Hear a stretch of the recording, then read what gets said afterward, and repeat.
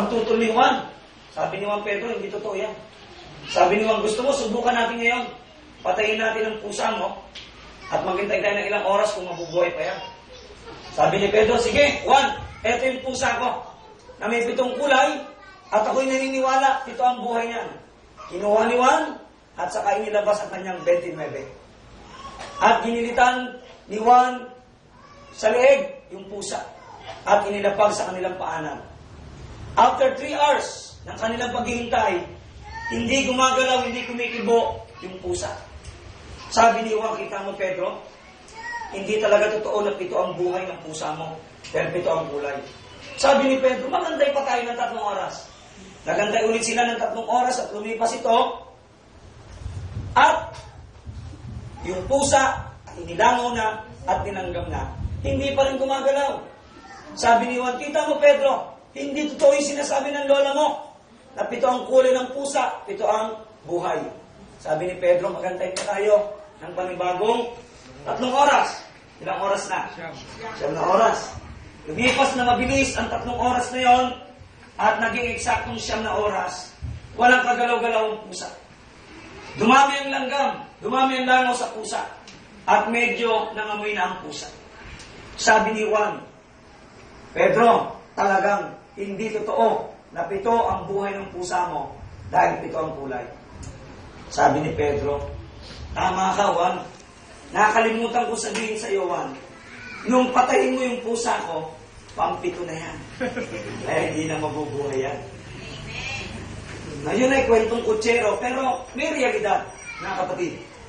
Sabi ng isang quotation, listen, there is only one life here on earth that each of us one day will soon be past. Only what's done for Christ with us. Meron lang tayong isang buhay sa mundong ito na isang araw ay lilipas. Amen? Maliban na lang kung kasama kayo ni Pedro na naniwala sa kanyang lola na 7 ang buhay ninyo. Iisa lamang ang buhay natin sa mundong ito na isang araw ay lilipas.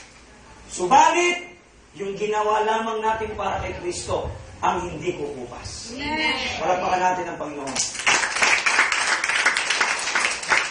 Mga magulang, mga kapatid, when we talk about life, as far as God is concerned, when we talk about life, it is not how long you live, but how well you live. Kapag pinag-usapan ang usapin ng buhay sa harapan ng Diyos, hindi pinag-uusapan dito kung gaano ka katagal na buhay, kundi paano ka nabuhay. Yan ang issue sa buhay. Amen? Amen. At pag pinag-usapan ng buhay, may 3 mahalagang elementong nakapaloob dyan. Our time, our talent, and our treasure.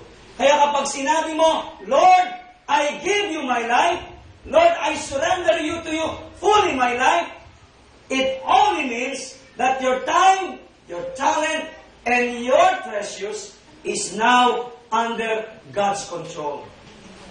It is now under God's property. Amen ba? Amen. Hindi mo pwede, Lord, I give you my life. Pero, hindi ako nagtatapat sa ikaw. Hindi ako nagbibigay. Hindi mo binigay ang buhay mo, Lord. Ulitin ko, mga kapatid.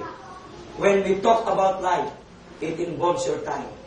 It involves your talent. It involves your treasures. Amen. Amen? Palapakan natin ang Panginoon. 6-8. Ang sabi dyan, verse 6, for I am ready, being poured out as a drink offering, and the time of my departure is at hand.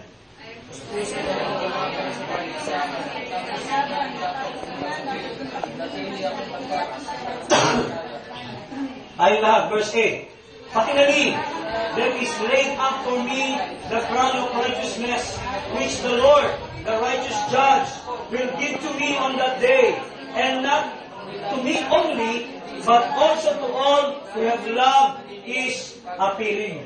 Ay manalangin. ng Timoteo ay sinulat ni San Pablo Apostol. Ito ay kanyang isinulat, unang-una, sa kanyang sariling anak sa pananampalataya na si Timoteo. At pangalawa, ito ay kanyang sinulat para sa mga mananampalataya sa iglesia ng Epeso na nasa Asia Minor. Ang sulat na ito ni Apostol Pablo, mga kapatid, ay naganap sa panahong 67 to 68 AD. Pag sinabing AD, it is the year of the Lord. Anno Domini, meaning the year of the Lord. Pag sinabing BC, pag sinabing BC, ano? Before Christ. Walang panahon. Pag sinabing BC ay before Christ. Now, this book of 2 Timothy was written by the Apostle Paul during the time of AD 67 to 68, when he was arrested and died in Rome. Kaya hindi totoo na si Pedro ang unang papa sa Roma. Dahil kahit minsan, si Apostol Pedro hindi nakatungtong sa Roma. Sa Biblia, ang aklat na nasulat na Roma ay sulat ni Pablo sa mga taga-Roma. Dahil si Pablo ang nakarating sa Roma. At sa Roma, si Pablo inaresto at doon din siya namatay. At ayon sa mga Bible scholars, hindi magaan, hindi madali ang kanyang kamatayan. Para siyang ginawang laruan. Para siyang pinaglaruan. Pinaglaruan siya na parang hayop. Ginawa siyang laruan ng mga gladiators. Kumbaga sa panahon natin, ito yung mga wrestlers. Sa panahon nila, mga gladiators. No, kapag naglaban ng dalawang gladiators, patay kung patayan. Dito sa atin, yung mga wrestling natin, may kaartean eh. Mga gimmick lang eh. Di ba? Amen po ba? Fabricated yung kanila mga galit eh. No? Pero during Apostle Paul's time, when he was arrested in Rome and died in Rome, he died in a tragic way for Christ's sake. Siya ay namatay ng malagim na kamatayan para sa kalwalatian ni Kristo Jesus. Amen? Mga kapatid, ang susing salita sa aklat na ito na sinulat ni Pablo kay Timoteo at sa mga Kristiyano sa Epeso na nasa Asia Minor, ito ay naglalaman ng dalawang susing salita. The word ashamed. Ang sabi sa 2 Timothy chapter 1 verse 8, ang sabi diyan, therefore, do not ashamed of the testimony of the Lord, nor of me, his prisoner, but share with me in the sufferings for the gospel according to the power of God.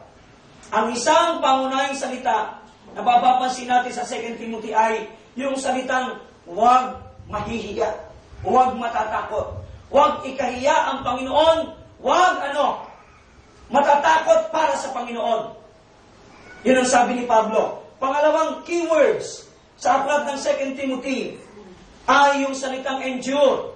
2 Timothy chapter 2 verse 3. Ang sabi po ay ganito, you, therefore, must endure hardship as a good soldier of Jesus Christ.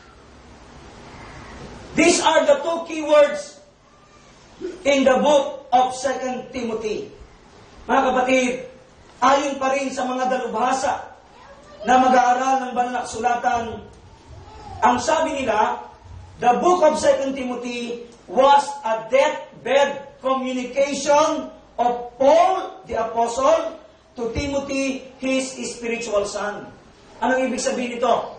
Ang 2 Timothy ay aklat na nagpapahayag ng huling mga testamento ng pagtatagubilin ni Timoteo sa kanyang anak sa pananampalataya. Ni Pablo kay Timoteo na kanyang anak sa pananampalataya. So meaning to say, habang sinusulat ito ni Pablo, alam ni Pablo na malapit na siyang mamatay. Kaya kung papansinin natin kung ang tema, ang diwa ng pagsusulat na ito ni Pablo kay Timothy, na kanyang anak sa pananampalataya. Ito na yung kanyang mga huling tagubilin. Madadama natin na ito ay mayroong tono ng kalungkutan. Tama po ba? Meron mang katuwaan na ang tatay mo nagpapaalam na sa iyo, nagbibigay na sa iyo ng mga huling mga pangungusap, habilin at kataga. So there is what? A sense of sadness in these writings of the Apostle Paul to his son in the faith. Because Paul is about to die. Si Pablo ay malapit nang mamatay sa mga puntong ito. But nevertheless, mga kapatid, bagamat ito ay mayroong emosyon ng kalungkutan, dahil malapit nang mamatay si Pablo at namamaalam na siya sa kanyang anak sa pananampalataya na si Timoteo, nevertheless, sa sulat na ito rin ay may tono ng pagkatagumpay. It has an overtone of triumph. Amen? In this final message, it has an overtone of triumph. Kaya nga sabi ni Pablo sa verse 8, verse 7 na sabi niya, I have, what? Fight the good fight. I finished the race and I kept the faith. That is the overtone of triumph. Palakpakan natin ang Panginoon. Hallelujah.